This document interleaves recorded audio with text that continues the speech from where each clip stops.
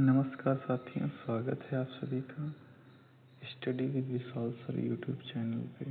जैसा कि आप सभी जानते हैं कि आज का हमारा टॉपिक है विटामिन।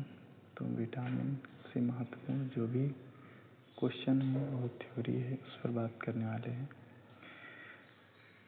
तो शुरू करते हैं। क्लास शुरू करने से पहले हमारे चैनल को लाइक करें, शेयर करें और सब्सक्राइब करें, जिससे उन सभी बच्चों तक ये वीडियो पहुंच सके जो 9-10 या अदर कोई भी एग्ज़ाम की तैयारी कर रहे हैं। तो आइए चलते हैं अपने टॉपिक पर। आज का हमारा टॉपिक यही है विटामिन।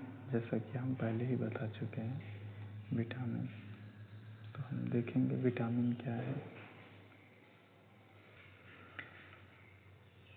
तो विटामिन क्या है? विटामिन एक सूक्ष्म पोषक तत्व है, या इसे हम माइक्रो न्यूट्रिएंट्स कहते हैं, जिसका काम होता है शरीर में वृद्धि करना, विकास करना, रोगों से बचाव में सहायक होना। अधिकांश विटामिन जो होते हैं हमारे शरीर में उनका निर्माण होता है और कुछ का नहीं भी होता है। ठीक है, इसीलिए हमें क्या होता है, अलग से विटामिन लेने की ज़रूरत होती है, विटामिन से भरपूर चीज़ों की। तो विटामिन को घुलनशीलता के आधार पर 2 भागों में बांटा गया है। पहला है हमारा vitamin A, vitamin D, vitamin E और के। ये ऐसे विटामिन हैं जो वसा में घुल जाते हैं। उसके बाद में आता है हमारा विटामिन बी और सी, जो जल में घुलनशील है, यानी वाटर में घुलनशील है। ठीक है, इसके बाद आते हैं हम अगले स्लाइड पे, जिसमें बताया गया है विटामिन ए के बारे में।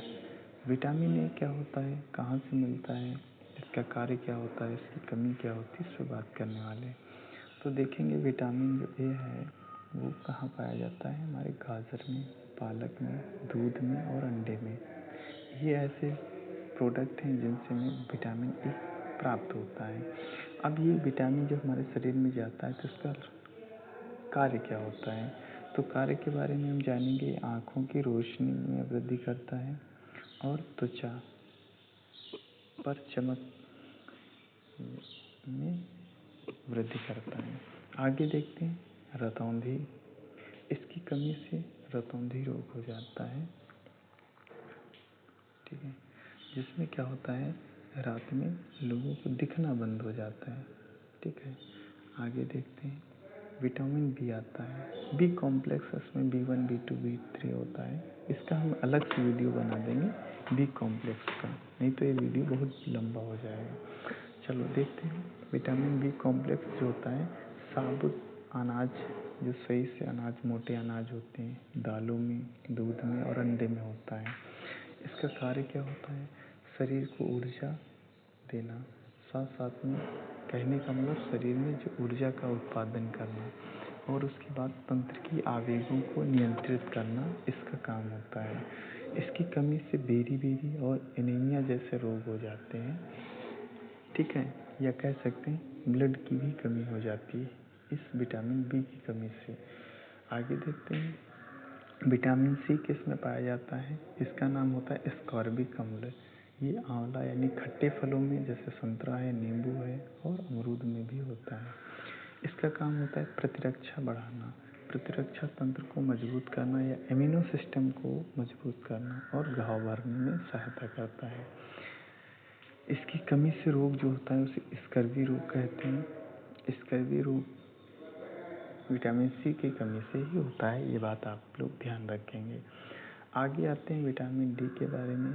विटामिन डी का स्रोत जो अगर हम बात करें तो सनलाइट में होता है। ये हमारा जो शरीर है विटामिन डी का उत्पादन या निर्माण करता है, लेकिन सूर्य के प्रकाश की उपस्थिति में।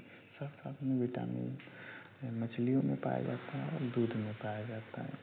इसका कार्य होता है हड्डियाँ और दांत को मजबूत करना।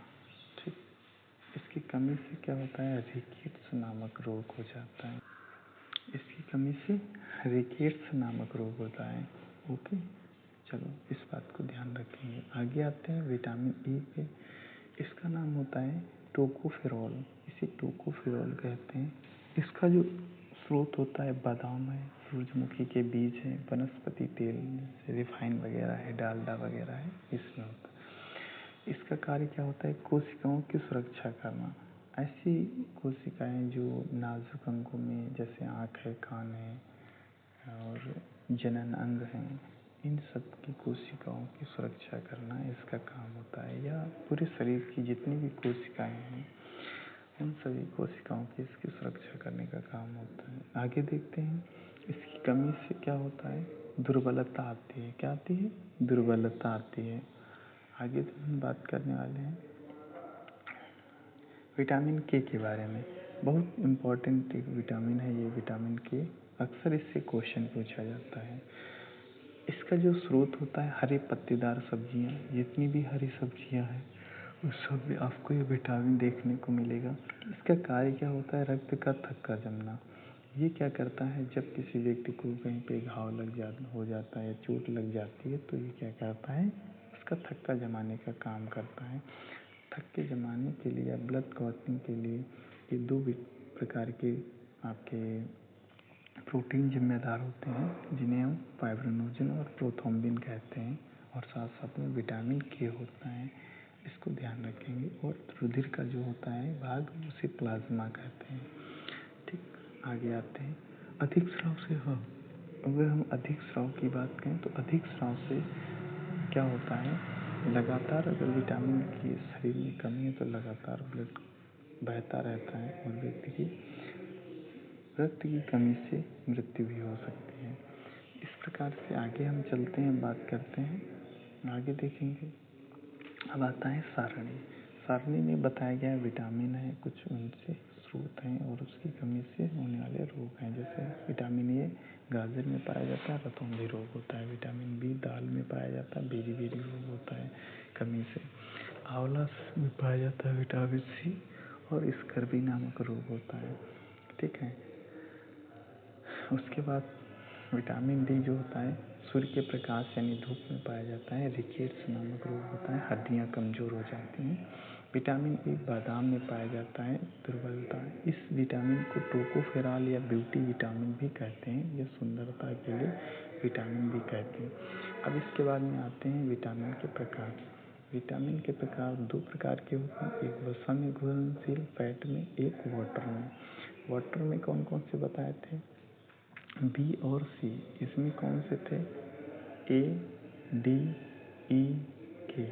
ए डी ई के, ये 4 विटामिन और ये 2 विटामिन ध्यान रखेंगे। आगे आते हैं रिकेट्स किस कमी के कारण होता है। रिकेट्स अभी मैंने बताया था विटामिन डी की कमी से होता है। स्कर्वी जो होता है विटामिन सी की कमी से होता है। रतौंधी जो होता है विटामिन ए की कमी से होता है। थक्का जमने के लिए कौन सा विटामिन जिम्मेदार होता है? के विटामिन जिम्मेदार होता है। तो इस प्रकार से हम लोगों ने पढ़ा कि विटामिन क्या होते हैं और उसका कार्य क्या होता है, क्या इसके स्रोत होते हैं, कमी से कौन सा रोग होता है। तो इस प्रकार की एजुकेशनल जानकारी के लिए हमारे चैनल को सब्सक्राइब करें, शेयर करें और हमारे चैनल को फॉलो करें।